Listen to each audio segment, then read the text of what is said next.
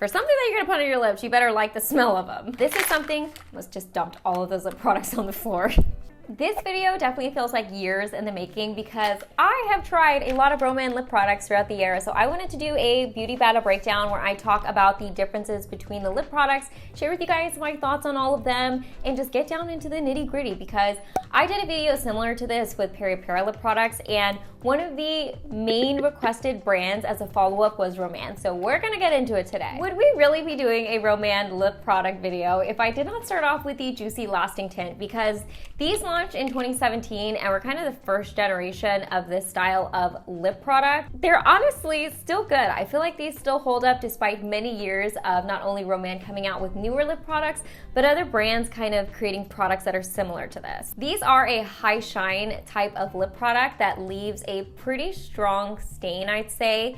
And so they're nice, long lasting, and they feel nice and cushiony on the lips. Since they are a little bit more thicker than some of the other lip products I'm gonna be talking about, you definitely feel them. They feel a little bit more syrupy, and some people might like that because it does a good job of kind of camouflaging those lip lines, while others might feel like it's a bit heavy on the lips. I personally don't mind it, and I do like that these are a bit more long lasting. I would say the only caveat that I have for these, or a thing that I don't like about these, is that over time I do find them a little bit drying. As I'll mention in this video, there are other lip products from Rom&nd that I like more than these, but I still feel like these are a very nice lip product. The Dewy-ful water tint is kind of the next generation of those Juicy Lasting tints, and these came out in 2021. Now the main differences between these and the Juicy Lasting tint, I feel, are not only the weight of these. The Dewy-ful water tints definitely feel a bit more lightweight, but they also have a bit more of a subtle look to them. So they have a bit more sheerness, while the Juicy Lasting tints are definitely more opaque. So these are a bit more lightweight, they're a bit more sheer, and I find them a bit more buildable. And for someone like me who doesn't love heavy lip products, I really like these. I actually do prefer these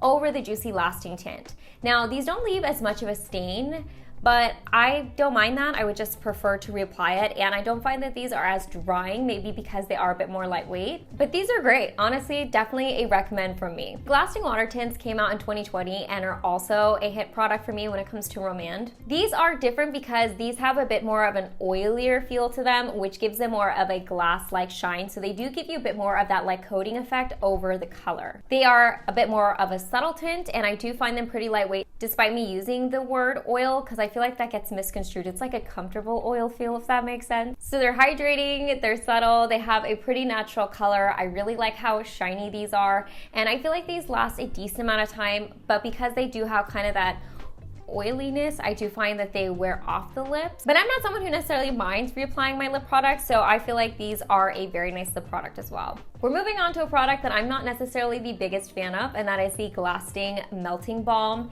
These came out in 2022, and I just find these a bit soft, a little hard to control, and I'm not a big fan of the scent of these. For something that you're gonna put on your lips, you better like the smell of them. Despite them being nice and pretty on the lips, like once you get them on and apply them, I find that they do feel a bit sticky and heavy. My hair sometimes drags through them and just kind of creates transfer, so they're a bit messy. And I wouldn't necessarily say that these are a bad lip product. I've just tried so many of these like shiny, hydrating balms that I can't recommend these because I like other ones better. The Zero Velvet Tint was Rom&nd's effort to introduce kind of that like blurred lip effect when it was really popular, and this was their answer. Now this is something, let's just dumped all of those lip products on the floor. Now this is something that definitely kind of similar to the Juicy Lasting Tint, was the first generation, so it definitely feels a bit more like heavy on the lip, which to me was kind of nice with these matte type of products because I feel like it helps kind of cushion, gives a bit more moisture, and also camouflages those lip lines, because when it comes to a matte lip product, that's my main concern. And I'm gonna be honest, I'm not the best person when it comes to talking about matte lip products because they're just not necessarily my jam. While I don't mind these because I do feel like they give you a really beautiful effect, I just kind of think that they're heavy, they're a little bit drying on my lips, and yeah, they're pretty good, but just I don't find myself reaching for these, and I've had these for years, if I'm gonna be honest. The Blur Fudge tint was the second iteration of the Zero Velvet Tint, and these came out in 2022. And these are very similar, except they're more lightweight and they feel a bit more drying on the lips to me, honestly. This is one of those times that I actually do prefer the original, the Zero Velvet tint, because I feel like since these are lightweight, I don't get that cushion, and I feel like I notice a lot more of my fine lines with this. These just look very powdery on my lips. They can look really pretty because you can kind of blur them out past your lip line, but I just don't, again, find myself reaching for these, and when I apply them, I'm just very cognizant that they're there. So I will say though, if you do like matte lip products, you probably would like this. They do have that like airy effect considering that they are matte, but again, personal preference, not my jam. I feel kind of bad that I'm talking about these because I feel like I'm gonna have very similar thoughts, but these are the Zero Matte lipsticks. They launched in 2018 and I don't like these. They're too drying. They look powdery on my lips. They do have a bit more of a lightweight feel, which is nice because these are definitely a true matte. And I've seen people say that these are creamy. I guess they can be, but I don't know. I feel like as I wear them, they do kind of dry down a bit and look way too powdery for my liking. They are pigmented and I do like the colors that they have. I actually have some that I like just swatched, tried on once and was like, this is not for me. So last but not least, we have one of Rom&nd's newest lip products, and that is the Glasting Color Gloss, and this launched in 2023. These are really pretty. They are a high shine gloss that have kind of a buildable look to it, but still have a bit of sheerness so you see a bit more of your lip color underneath, and they have a bit more of that like natural look to them while still looking like makeup-y, if that makes sense. These are very nice and non-sticky. They have kind of a plumping effect because they do fill in some of those fine lines.